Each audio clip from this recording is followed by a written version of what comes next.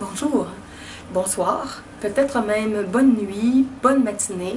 Ça dépend si vous écoutez la vidéo tôt le matin, en plein milieu de la nuit, tard le soir, en fin de soirée, ou dans la journée, en après-midi, en début de soirée. Sur YouTube maintenant, je pense à ça, il y a plus de 230 personnes qui se sont abonnées à ma chaîne, mais toutes ces vidéos-là ne sont pas répertoriées. Vous devez vraiment les prendre par mon site web sur everyoneWeb.fr/cours en miracle, parce que j'en fais beaucoup avec toutes les petites sections et je ne veux pas importuner avec ces informations-là qui sont de très haut niveau spirituel, mais très confrontantes pour l'ego, les personnes qui ne sont pas prêtes à prendre ces informations-là. Donc, pour l'instant, ce n'est pas sur la chaîne publique YouTube, mais c'est dans toute la section de ma chaîne plus privée, non répertoriée. Ok, alors on commence maintenant la section 2 du chapitre 4, c'est la page 60, 61, 62, 63, c'est ça, on a 4 pages. L'ego et la fausse autonomie. Paragraphe 1. Il est raisonnable de demander comment le mental a jamais pu faire l'ego. De fait, c'est la meilleure question que tu puisses poser. Rien ne sert toutefois de répondre par rapport au passé, parce que le passé n'a pas d'importance et l'histoire n'existerait pas si les mêmes erreurs n'étaient pas répétées dans le présent. La pensée abstraite s'applique à la connaissance parce que la connaissance est complètement impersonnelle et les exemples importent peu pour sa compréhension. La perception, toutefois, est toujours spécifique et par conséquent tout à fait concrète. Paragraphe 2. Chacun se fait un ego ou un soi, avec un petit s, qui est sujet à d'énormes variations à cause de son instabilité. Il fait aussi un ego pour tous les autres qu'il perçoit, qui est tout aussi variable. Leur interaction est un processus qui les altère tous les deux parce qu'ils n'ont pas été faits par ou avec l'inaltérable. Il est important de se rendre compte que cette altération peut se produire et de fait se produit tout aussi facilement quand l'interaction a lieu dans le mental que lorsqu'elle comporte une proximité physique. Le fait de penser à un autre ego change la perception relative d'une manière aussi efficace que l'interaction physique. Il ne saurait y avoir meilleur exemple pour montrer que l'ego est une simple idée et non un fait. Paragraphe 3. Ton propre état du mental est un bon exemple de la façon dont l'ego a été fait. Quand tu as jeté la connaissance, c'est comme si tu ne l'avais jamais eue. Cela est tellement apparent qu'il suffit de le reconnaître pour voir que cela arrive. Si cela se produit dans le présent, pourquoi est-il surprenant que cela se soit produit dans le passé?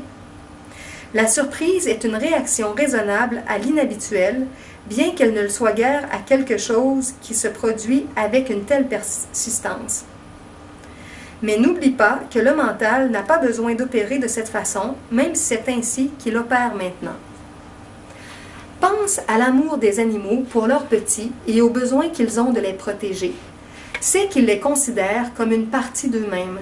Nul ne rejette quelque chose qu'il considère comme une partie de soi.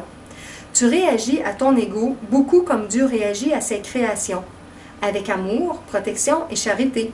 Tes réactions envers le soi que tu as fait ne sont pas surprenantes. De fait, elles ressemblent à mains égards à celles que tu auras un jour envers tes créations réelles, qui sont aussi intemporelles que toi. La question n'est pas de savoir comment tu réagis à l'ego, mais qu'est-ce que tu crois être. Croire est une fonction de l'ego.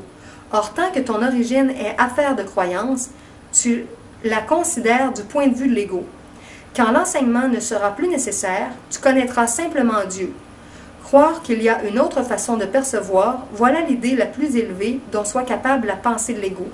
C'est qu'elle contient un soupçon de reconnaissance de ce que l'ego n'est pas le soi, avec un grand S.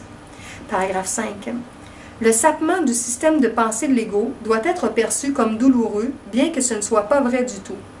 Les bébés hurlent de rage si on leur enlève un couteau ou une paire de ciseaux, malgré qu'ils puissent très bien se blesser si on ne le fait pas. En ce sens, tu es encore un bébé. Tu n'as aucun sens de réelle autopréservation. Et il se peut très bien que tu décides que tu as besoin précisément de ce qui te blesserait le plus.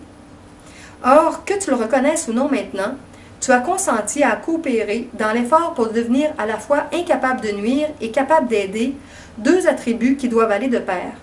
Même à cet égard, tes attitudes sont nécessairement conflictuelles parce que toutes les attitudes sont basées sur l'ego. Cela ne durera pas. Sois patient un moment et souviens-toi que l'issue est aussi certaine que Dieu. Paragraphe 6.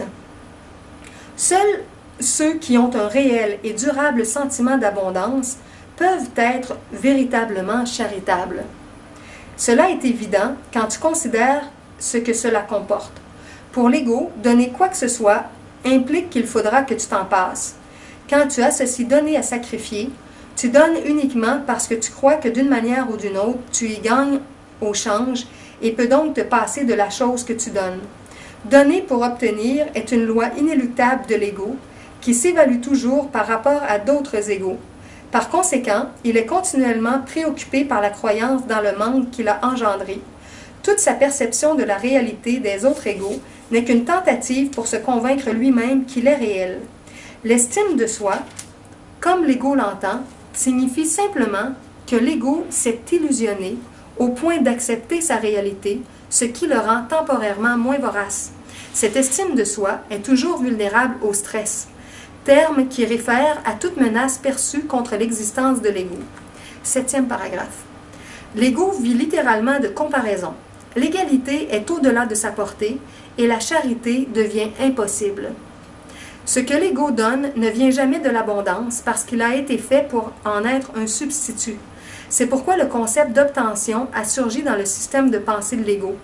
Les appétits sont des mécanismes d'obtention représentant le besoin qu'a l'ego d'être confirmé. Cela est aussi vrai des appétits du corps que des prétendus besoins supérieurs de l'ego. Les appétits du corps n'ont pas une origine physique. L'ego considère le corps comme sa demeure et tente de se satisfaire par le corps. Mais l'idée que cela est possible est une décision du mental, lequel est devenu complètement confus sur ce qui est réellement possible. Chapitre 8. Pas chapitre 8, paragraphe 8. L'ego croit qu'il est complètement seul avec lui-même, ce qui est simplement une autre façon de décrire comment il pense avoir commencé. C'est un état tellement effrayant qu'il ne peut que se tourner vers d'autres égos et tenter de s'unir à eux dans un faible effort d'identification ou les attaquer dans une aussi faible démonstration de force. Il n'est pas libre, toutefois, de mettre en question la prémisse parce que la prémisse est son fondement. L'ego est la croyance du mental d'être complètement seul avec lui-même. Les incessantes tentatives de l'ego pour se faire reconnaître par l'esprit et ainsi établir sa propre existence sont inutiles. L'esprit, en sa connaissance, est inconscient de l'ego. Il ne l'attaque pas, il ne peut simplement pas le concevoir. Bien que l'ego soit pareillement inconscient de l'esprit, il se perçoit lui-même comme étant rejeté par quelque chose de plus grand que lui. C'est pourquoi l'estime de soi, comme l'ego l'entend, doit être délirante. Les créations de Dieu ne créent pas des mythes, même si l'effort créateur peut se tourner vers la mythologie. Il ne peut le faire toutefois qu'à une seule condition. Ce qu'il fait cesse alors d'être créateur. Les mythes sont entièrement perceptuels et ils sont si ambigus dans leur forme et si typiquement bons et mauvais par nature que le plus bienveillant d'entre eux n'est pas sans avoir de connotation effrayante. Paragraphe 9. Mythes et magie sont étroitement associés puisque les mythes se rapportent généralement aux origines de l'ego et la magie au pouvoir que l'ego s'attribue. Les systèmes mythologiques comportent généralement quelques récits de la création qu'ils associent à leur forme particulière de magie. La prétendue lutte pour la survie n'est que la lutte de l'ego pour se préserver lui-même et c'est son interprétation de son propre commencement. D'habitude, ce commencement est associé à la naissance physique parce qu'il est difficile de soutenir que l'ego existait avant ce point dans le temps. Ceux qui sont plus religieusement axés sur l'ego croient peut-être que l'âme existait avant et qu'elle continuera d'exister après un laps temporaire dans la vie de l'ego. Certains croient même que l'âme sera punie à cause de ce laps. Toutefois, le salut ne s'applique pas à l'esprit qui n'est pas en danger et n'a pas besoin d'être sauvé. Paragraphe 10. L'avant-dernier.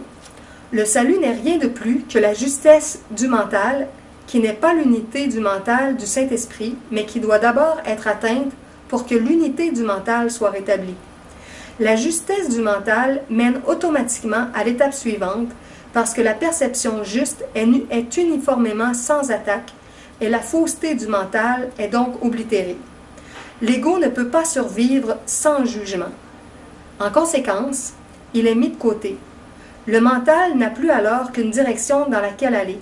Cette direction lui vient toujours automatiquement parce qu'elle ne peut être dictée que par le système de pensée auquel il adhère. 10e paragraphe, le dernier de la section. On ne saurait trop insister sur le fait que la correction de la perception n'est qu'un expédient temporaire. Elle est nécessaire uniquement parce que la malperception bloque la connaissance, tandis que la perception exacte est un tremplin vers elle. Toute la valeur de la perception juste réside dans l'inévitable prise de conscience que toute perception est non nécessaire. Cela enlève le blocage entièrement. Tu te demandes peut-être comment cela est possible tant que tu sembles vivre dans ce monde. C'est une question raisonnable. Prends soin toutefois de la comprendre vraiment. Qui est ce toi qui vit dans ce monde? L'esprit est immortel et l'immortalité est un état constant. Il est aussi vrai maintenant qu'il l'a toujours été et le sera toujours parce qu'il n'implique aucun changement. Ce n'est pas un continuum et il n'est pas possible non plus de le comprendre en le comparant à un opposé. La connaissance ne comporte jamais de comparaison. C'est la principale différence par rapport à tout le reste que le mental peut saisir. Alors voilà, c'était la fin de la section 2, l'ego et la fausse autonomie. Merci d'approfondir tout ça avec moi. Si tu as des questions, tu peux me contacter par courriel à juliedemontréal@gmail.com. Au plaisir de s'entraider sur ce chemin d'éveil qui est le cours en miracle.